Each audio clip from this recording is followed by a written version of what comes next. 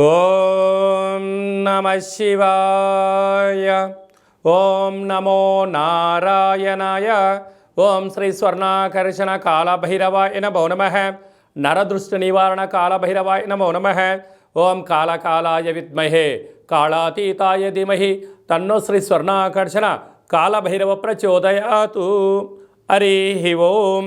మా ఛానల్కి స్వాగతం. చూస్తున్న వీక్షకులకు ప్రేక్షకులకు ప్రియ కాళభైరవ భగవద్బంధుకి స్వాగతం పలుకుతూ మమ్మల్ని ఎంతగానో ఆదరిస్తూ ఉండబడినటువంటి ప్రియ సోదరీ మండలకు అందరికీ కూడా వసంత పంచమి మాఘ పంచమి సాక్షాత్ మహాసరస్వతీదేవి అమ్మవారి యొక్క ఆశీస్సులు అందరిపైన ఉండాలని, అందరినీ విద్యావేత్తలుగా, జ్ఞానవంతులుగా, గుణవంతులుగా, సంపన్నవంతులుగా అమ్మవారి యొక్క ఆశీస్సులు ప్రసాదించాలని కోరుకుందాం.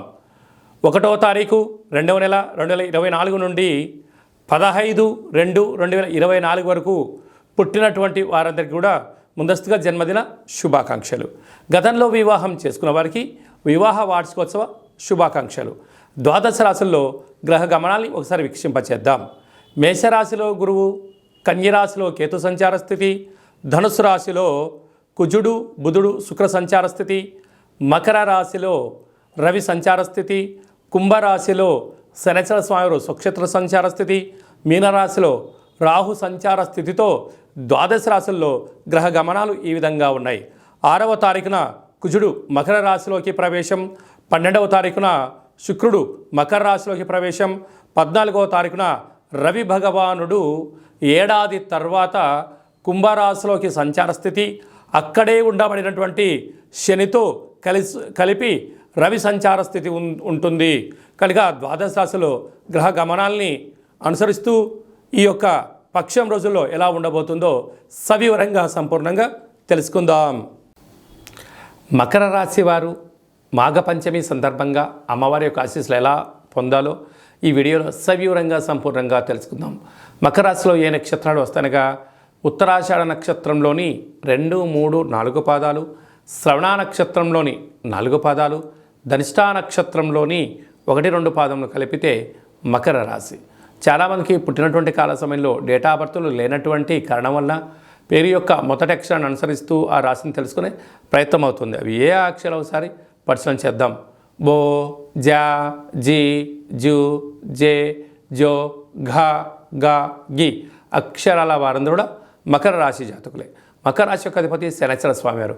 వీరు మాఘపంచమి సందర్భంగా అమ్మవారికి తెల్లటి నువ్వులతో కూడుకున్నటువంటి సున్నుండలు లాంటివి కానీ, నువ్వులతో కూడుకున్న పదార్థాలు కానీ, పాల పాయసం లాంటివి కానీ, పెరుగు దద్దోజనం లాంటివి ఆహార పదార్థాలు, తెలుపు వస్త్రాలు, తెలుపు గాజులతో అమ్మవారికి అర్చన అభిషేకం చేసినట్లయితే విద్య, ఉద్యోగ, వ్యాపార, సంగీత, సాహిత్య, నృత్య అనేక కార్యక్రమాల్లో అన్నింటా విజయం మీ సొంతం కాబోతుంది. అంటే వీరికి ఒకవైపు ఏళ్లనాటి శని చివరార్థ సంచార స్థితిలో ఉంది కనుక ఈ బుధాదిత్య రాజయోగం రాశిలోనే ఉండడం వలన ప్రభుత్వ అధికారులతో సఖ్యత, మౌనం, ధ్యానం, ఏకాగ్రత, మీ జన్మ నక్షత్రం రోజున మంగళ శనివారాల ఎందున అష్టమి తిథి ఎందున దూరావాయు జల ప్రయాణాలు పెట్టుకోకపోవడం ఉత్తమోత్తంగా భావించగలగాలి. ధనస్థానంలో శని సంచార స్థితి ఉండడం వలన ధనపరమైనటువంటి స్వల్పమైన చిక్కులు ఉండే అవకాశాలు ఉన్నాయి కనుక ధనాన్ని సమయాన్ని దయచేసి వృధా చేసుకోవద్దు. తృతీయ స్థానంలో రాహు సంచార స్థితి ఉండడం వలన తల్లిదండ్రులు, అత్తామామలతో స్వల్పమైన విభేదాలు రాబోతున్నాయి. డబ్బుల ఇచ్చిపుచ్చుకునే వ్యవహారంలో బంధువులతో మిత్రులతో దయచేసి వాగ్వివాదానికి ఇది సరైన సమయం కాదు అని చెప్పి గమనించాలి.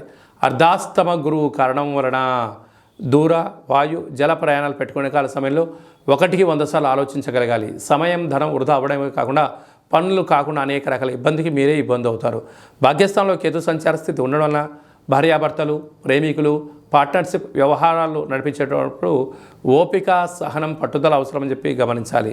వ్యయంలో కుజ సంచార స్థితి ఉండడం వలన మీ జన్మ నక్షత్రం రోజున మీరు వాహనాలను, ధనాన్ని, లావాదేవీలను దూరంగా ఉండడం వలన సమయం, ధనం వృధా కాకుండా శత్రు ప్రభావాన్ని తొలగించే పరిస్థితి అధికంగా ఉంటుంది.